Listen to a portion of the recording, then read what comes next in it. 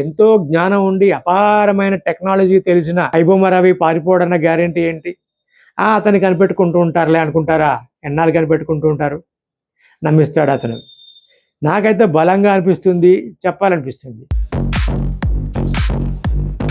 IBomma Ravi arrest అవ్వంగానే చాలా మంది ఆయన అభిమానులు ఐబొమ్మ రవిని ఒక హీరో లాగా చూశారు. ఆయన జైలుకి వెళ్ళిన తర్వాత ఐబొమ్మ రాకపోవడం వల్ల చాలా మంది సినిమాలు ఫ్రీగా చూడడానికి చాలా ఇబ్బంది పడుతూ అతన్ని ఫేవరెట్ లాగా చూశారు. యాక్చువల్ గా పోలీసులు అరెస్ట్ చేసిన ఒక క్రిమినల్ అంటే జస్ట్ లైక్ క్రిమినల్ కదా. క్రిమినల్ ని జనాలు ఈ రేంజ్ లో ఇష్టపడటం, ఈ రేంజ్ లో ఫాలో అవడం అనేది సినిమాల్లో చూసాం కానీ బయట చాలా తక్కువ జరిగింది. సజ్జనార్ గారిని కూడా రకరకాలుగా కామెంట్ చేశారు. ఇలా చేయకూడదు అని పోలీసులు, కోర్టులు గట్టిగానే వార్నింగ్ ఇచ్చాయి. అందరూ తగ్గిపోయారు. ఎందుకంటే తర్వాత వాళ్ళ మీద యాక్షన్ తీసుకున్నారు కదా. సో ఇప్పుడు ఐబొమ్మ రవి బెయిల్ మీద బయటకు వచ్చాడు.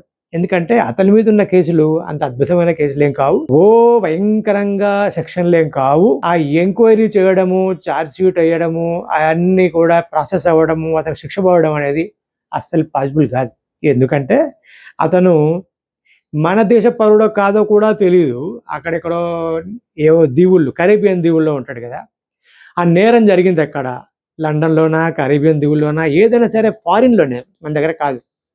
ఛార్జ్ షీట్ కంప్లీట్ చేసి ప్రాసెస్ నడవాలి, అతనికి పనిష్మెంట్ పడాలి, జైలు శిక్ష పడాలి అని అంటే ఆ ప్రాసెస్ అంతా అయిపోయి కంప్లీట్ ఛార్జ్ షీట్ ఇంతలో పేపర్లు ఇవ్వాలి. అన్ని పేపర్లు ఇవ్వాలంటే పోలీసులు ఇన్ని దేశాలు తిరగాలి, సాక్ష్యాధారాలు తీసుకురావాలి, ఇతనే చేశాడు అని ప్రూవ్ చేయగలగాలి. ఆయన ఏమంటున్నాడు? అసలు నేను చేయలేదు అంటాడు. ఇప్పుడు వీళ్ళ కస్టడీలో ఉన్నప్పుడు స్టేట్మెంట్ ఇచ్చినప్పుడు ఒక రకంగా చెప్పి రేపు పొద్దున కోర్టులో ఇంకో రకంగా చెప్పినా కూడా మొత్తం మారిపోతాయి. మంచి అడ్వకేట్ పడి అతన్ని కాపాడాలనుకుంటే కాపాడగలుగుతాడు. అప్పటిదాకా అతను ఓపిక పడతాడా, లేకపోతే ఏంటయ్యా ఇదంతా, నాకు పాస్పోర్ట్ ఎందుకు అనుకుంటూ ఏదో ఒక రూట్లో పారిపోతాడా తెలీదు. ఎందుకంటే దేశం నుంచి పారిపోవాలంటే వీసాలు అక్కర్లేదు, పాస్పోర్ట్లు అక్కర్లేదు. ఎందుకంటే డంకీ రూట్లో మన వాళ్ళు అమెరికాకు చాలామంది వెళ్తున్నారు.